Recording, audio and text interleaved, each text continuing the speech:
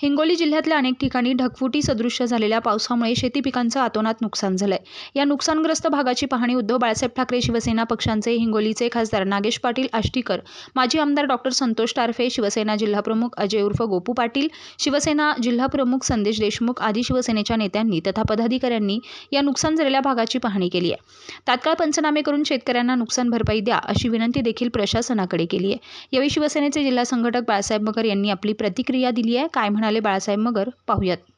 परवा दिवशी कळमनुरी विधानसभा मतदारसंघामध्ये लोहरा या ठिकाणी तळ्याचं तळं फुटून शेतीचं जे अतोनात नुकसान झालं, हे मात्र त्या ठिकाणी शेतकरी त्या ठिकाणी उद्ध्वस्त झालेला आहे।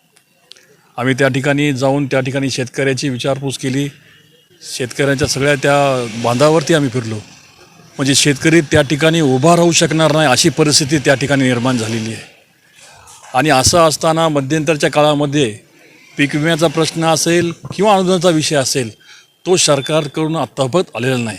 फक्त भूलथापा त्या ठिकाणी देण्याचं काम हे सरकार शासन या ठिकाणी करत आहे आणि शेतकऱ्याला वापरून कशा पद्धतीनं फक्त बोलून गावन करण्याचं काम या सरकारच्या माध्यमातून होत आहे। हिंगोली जिल्ह्यामध्ये काही ठिकाणी ढगफुटीसुद्धा झालेली आहे, शेतकऱ्याचं त्या ठिकाणी अतोनात नुकसान झालेलं आहे।